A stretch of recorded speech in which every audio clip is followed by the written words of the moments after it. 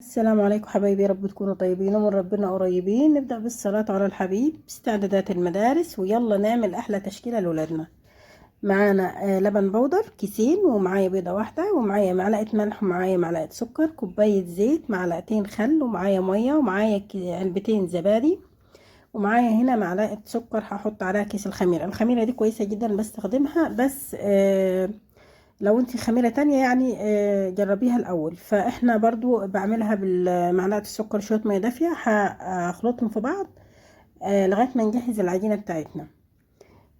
النهاردة بإذن الله هنعمل تشكيلة حلوة، حاجات كده في البيت تجهزيها لولادك، عاملاها على ايديكي وحاجات نظيفة. انا هعمل كيلو دقيق واحد. الحشو يا جماعة زي ما انتوا عايزين.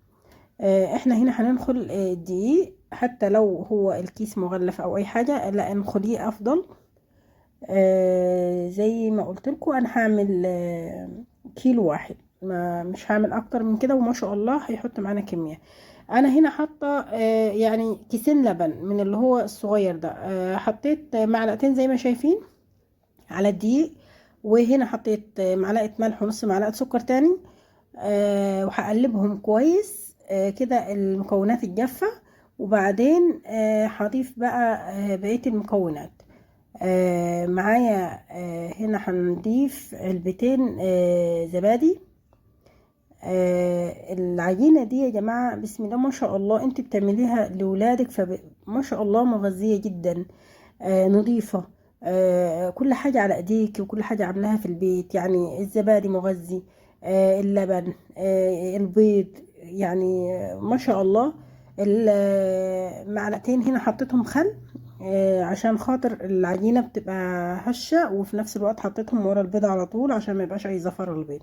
بقية اللبن عشان ما احطش مية صافي، انا حطيت مية على بقية اللبن البودر عشان اعجن بيه، مية دافية. هنقلب كل المكونات دي مع بعض. زي ما قلنا العجينة بسم الله ما شاء الله بتبقى مغذية طبعا. احنا حتى في برضو الولاد ساعات ما بيحبوش الزبادي، هنحط لهم في العجينة بيحسن العجينة وبيخليها حلوة ومغذية. اشيل طبعا المعلقة، خلاص قلبت كده، وبسم الله نبدأ ايه نعجن. العجينة طبعا اللي انا بعملها دي ينفع تعملي منها بيتزا، ينفع تعملي منها اي مخبوزات هتعمليها، بسم الله ما شاء الله بتبقى هشة وجميلة جدا. بس ما تخليش العجينة طرية. العجينة لو خلتيها طرية بتخمر بعد كده، فبتطرى اكتر، مش بتاخدي راحتك انك تفرديها. بصوا الخميرة، يعني انا ما قعدتش ثواني، بسم الله ما شاء الله بقت جميلة. فطبعا انا بحط الخميرة قبل ما اضيف اي مية او لبن او حاجة، عشان العجينة برضو تبقى مظبوطة. ما احطش اللبن او المية اللي انا مجهزاها وبعدين احط الخميرة، فالعجينة تطرى اكتر. العجينة تخليها متماسكة. ده اللبن، بقية اللبن البودر اللي انا حطيت عليه المية الدافية بعجن بيه. بيدي طبعا ريحة حلوة جدا جدا للعجينة، وخلي طعمها حلو. والعجينة كده زي ما شايفين مغذية جدا. ولادنا كلهم بيحبوا يشتروا الحاجات دي. احنا ورايحين المدرسة يحبوا يشتروها من الفرن، حتى لو عاملة سندوتشات لا، فاحنا نعملها في البيت يعني. بنعمل لهم العجينة مغذية ونظيفة، وانت غاسلة ايديكي، ودي حاجة ولادك طبعا، وانت عارفة نفسك آه، حاجتك اللي انت بتخبزي فيها نظيفة، ويعني حاجة امان يعني لولادك. نعجن العجينة كويس قوي زي ما شايفين. ان هي نجاح المخبوزات في العجينة دي انك انتي تعجنيها كويس قوي قوي. قلنا الكلام ده. العجينة كل ما تتعجن حلو، كل ما تبقى حلوة معاكي في الفرد والكلام ده كله، بتريحيها. شايفين يعني اهو، خليت انا نقطة زيت كده في ايديا في الكوباية الزيت اللي انا حطيت منها عشان احطها على الوش، عشان لما اغطيها بالكيس بتاع التلاجة ما ده كيس تلاجة عادي يعني اهو، بس نضيف طبعا جديد. فبفتحه واغطي بيه العجينة عشان ما يلزقش، بغطيها بحبة زيت، وهغطيها واحطها في مكان دافي. كده كده الجو حر، ما بتاخدش وقت على ما جهزنا معانا الحاجة. بصوا بقى، انا هنا معايا معلقة بصل وتوم مع بعض. بصلة مش بصلة يعني، هي قد معلقة بالظبط. بصل مقطع ناعم وتوم. انا مش بسبكهم ولا بديهم اي لون، انا بسخنهم بس كده على النار يعملوا ريحة. وانا حطيت عليهم معلقة كبيرة زعتر وملح بس. عايزة اقول لك الريحة جميلة جدا جدا جدا. في ناس ما بتحبش تضيف البصله دي، بس لا، البصله دي على فكره بتدي برضه ريحه، مش بصله زي ما قلنا احنا، معلقه بصل بس.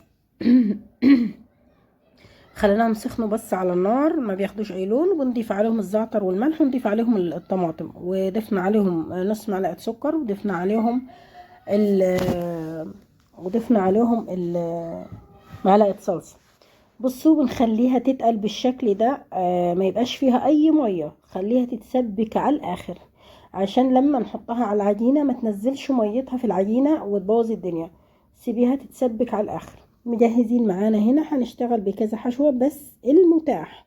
الحشوه دي اختياري، انا عندي دي جبنه شيدر بشراها، وجبنه مزبده او جبنه حادقه، وعندي مربى، وعندي فلفل، وعندي الطماطم اللي احنا سبكناها، وعندي زيتون.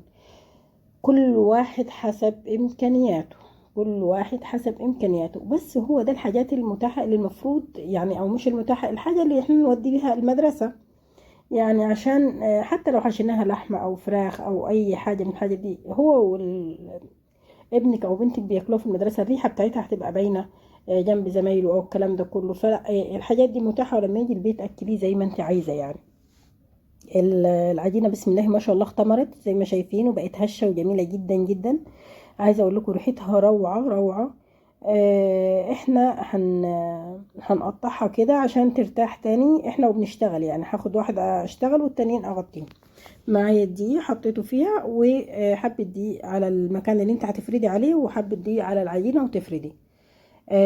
ما تنسوش حبايبي الصلاة على الحبيب، ما تنسوش ندعي ربنا يا رب يشفي مرضانا ويرحم موتانا. يا رب يصلح حال ولادنا جميعا، ونشوفهم دايما متوفقين وفي أحسن حال يا رب. أو ما يضيعش تعب أي حد في ولاده، يجعلهم دايما يا رب صالحين لينا ولنفسهم. هنكمل مع بعض. فردنا العجينة زي ما شايفين، وطبعا مش بنخليها اللي هي الرقيقة زي الرقاق كده، لا، بنخليها سمكها أعلى شوية. بنقطع الزيادات دي عشان نساوي العجينة، والزيادات دي مش بنرمي أي حاجة يعني. هنخليها نكمل بيها العجينة اللي بعدها. هنشكل نكمل الفيديو مع بعض، وهنعمل تشكيلة جميلة جدا وهتعجبك وتعجب ولادك ان شاء الله. وحاجات سهلة وبسيطة هتعمليها. بسم الله ما شاء الله، هتعمل لك كمية، وهو كيلو دي واحد. حطي في علب وحطي في الفريزر، وقبل ما تنامي بالليل طلعي الكمية اللي هتديها لولادك وحطيها على رف التلاجة من تحت، ولما تصحي الصبح سخنيها لهم في الفرن او في الميكرويف. ولكن ما تطلعيهاش على المطبخ بره والجو حر من بالليل لغايه الصبح الحاجه، وبعدين هياخدوها المدرسه فوقت طويل كده تبوظ. خلي الحاجه من الفريزر على رف التلاجة، وده الكلام ده بالليل، والصبح سخنيها لهم وياخدوها معاهم حاجه نظيفه وحلوه. وهتعملي لهم حلو وهتعملي لهم حادق، ويبقى كده مديهم الوجبه كلها من البيت ومن تحت ايديكي كده نظيفه. ويا رب يحسن زادنا جميعا، ويا رب يحل زادنا ويدبر لنا امورنا جميعا يا رب، اللهم امين. زي ما شفنا كده فردناها وقطعناها وحطيت فيها الصلصه، وبعدين حطينا الجبنه وحطينا فلفل وحطيت الزيتونه زي ما شايفينها كده. بصوا الصلصه ما فيهاش اي ميه ازاي، يعني الصلصه دي انا بعملها بزياده واحطها في بطرمان واشيلها في الفريزر. طلعيها لما تيجي تعملي بيها تاني. الزعتر كمان عامل ريحه حلوه قوي قوي للصلصه اللي انا عاملاها دي. هتعجبك يعني. زي ما شايفين بنفس الطريقه كده، وهنحطهم فوق بعض ونروح قافلينهم بزيتونه بالشكل ده. يعني شكلي لهم الشكل اللي يعجبك ده كده. بعد ما خلصنا الشكل ده شايفين يعني هيعجبهم قوي قوي. الجبنه الشيدر هي مش غاليه، يعني انا يعني النوع ده حتى مش غالي، مش اللي هو بيمط بقى والكلام ده كله، يعني ان المتاح تحت ايديكي. كل واحد حسب امكانياته، كل واحد حسب اللي هو عايز يحشي. انا مجهزه معايا هنا بيضه وقشطه لبن. القشطه اللي احنا بناخدها من اللبن معلقه كده وبيضه، وحطيت عليهم حته زعتر صغير، قلبتهم وبدهن وش العجينه بعد ما بخلصها. انا الصينيه اللي خلصتها دي حطيتها وغطيتها بالكيس التلاجة برضو عشان تاخد 10 دقايق كده، وادخلها الفرن. هنفرد اللي بعديها وهنعمل شكل كمان. ان شاء الله الوصفة تعجبكم. احنا الفيديو ده يمكن مش متعودين معايا ان الفيديو يبقى طويل شوية، ولكن كله يهون عشان ولادنا. واحنا عايزين نعمل لهم حاجات مفيدة، وعايزين نحاول على قد ما نقدر وجباتهم ياخدوها من البيت. اكيد اكيد هتبقى برضو موفرة عن انك انت تجيبي الاكل من بره. وانضف طبعا زي ما اتفقنا. انما بالنسبة للحشو، كل واحدة عارفة ابنها بيحب ايه. انا مشكله بكذا حاجه، يعني هنا الجبنه البيضاء لوحدها، والجبنه الشيدر مع الفلفل لوحدهم. وباذن الله هنعمل مربى. نكمل الفيديو لغايه الاخر. هنقطعهم نفس التقطيعه اللي انا عملتها، وهنيجي من تحت نديها كده فتحات في العجينه نفسها. طريقه سهله، وفي نفس الوقت ولادنا بيحبوا الحاجات دي. يعني تحس ان هم لما بيروحوا بيختاروا في الفرن حاجة كده الشكل بيشدهم. انما لو لقيت الطعم هتبص تلاقي طعم المخبوزات كلها واحد في الفرن، بس هو الشكل الحاجة بيشدهم يعني. واكيد اكيد يعني انت شايفة العجينة ما شاء الله مغذية ازاي، يعني مفيدة ازاي. لبن وبيض وزبادي، ويعني انت مديهم حاجة مفيدة يعني ما شاء الله. دي الجبنة، الجبنة براميلي، عندك احشي بيها، او جبنة مزبدة، او جبنة تلاجة حسب ما بتسميها، او حسب ما انت عايزة. وحطيت معاها الفلفل. مش هحط معاها زيتون عشان ما تبقاش مالحة، عشان هي حادقة اصلا. انا عندي ولادي بصراحة الاغلبية بيحبوا الجبنة الحادقة دي في المخبوزات يعني. فهنمسكها زي ما شايفين كده من الطرف، ونروح لفين ونقرص على الجناب دي كده، نقفلها كويس عشان ما تتفتحش هي وفي الفرن او هي وبتخمر. شايفين كده الشكل ده؟ دي كده شكل تاني غير اللي احنا عملناها في الاول. وانا مش هعمل لكم الكمية كلها برضو، يعني هنعمل واحدتين مع بعض واكمل بقية الكمية، عشان يعني احنا ما نطولش اكتر من كده في الفيديو، عشان ما تملوش. ما تنسوش حبايبي، القناة مش هتكبر الا بدعمكم. ما تنسوش التعليقات، وتفعلوا زر الجرس عشان يوصلكوا كل جديد. الاشتراك في القناة. شايفين انا الشكل ده كده اهو. وهعمل واحدة كمان عشان نحط في الطرف بتاعها من نفس البيضة بالقشطه اللي انا مجهزاها، اللي بدهن بيها الوش عشان ما تفكش. يعني اعمليها كده. القفله خليها من تحت، يعني القفله الاخيره خليها من تحت عشان العجينه ما تفكش اصلا. اهو بالشكل ده هنخليها من تحت كده لما نيجي نرصها في الصينيه.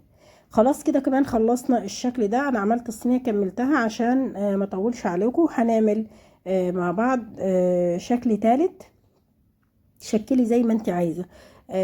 بس زي ما قلنا يعني الولاد بيحبوا الحاجات دي كده. تحبي تشكلي لهم بقى، تعملي لهم اشكال اللي هم عايزينها واللي شايفاه ولادك بيحبوها.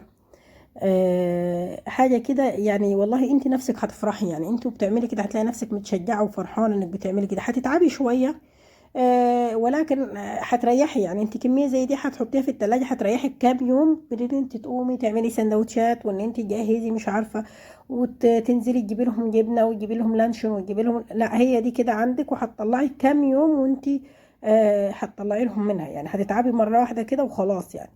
ولما تعملي لهم تاني شكلي لهم بحشوه تانية، او شكلي لهم باشكال تانية. زي ما شفنا كده فردناها دايره، وحطيت على الطرف نفس اللي انا بدهنه اللي هو القشطه بالبيضه. او لو عندك ميه، حبه ميه بعجينه عادي مفيش مشكله، او ميه على كده عشان تتقفل كويس قوي. ولفيت عليها بالسكينه. وهنجيب الطرف ده نعمله كده، والطرف ده كده. برضو حطي له من نفس العجينه تاني البيضه بالقشطه، او حبه ميه عاديه خالص. وتروحي لفه زي ما شايفه الشكل ده. اداكي الشكل في يومك بالمنظر ده. هو الافضل. برضو هوريكي واحده تانية ان احنا بندهنها من ورا ومن قدام في الشريطه بتاعه الفيونكه، عشان تتقفل كويس وما تتفتحش هي وبتخمر او في الفرن. وبنحط على الوش كده حته السمسم، حبه سمسم كده صغيره. هنعمل كمان واحدة تانية، ونفس فردتها برضو دايرة، وزي ما شايفة كده، ده عشان تقفل كويس عشان ما تتفتحش ولا هي في الفرن ولا هي بتخمر. هنحط شوكولاتة بقى المرة دي، هنحط كده. وكمان لو عندك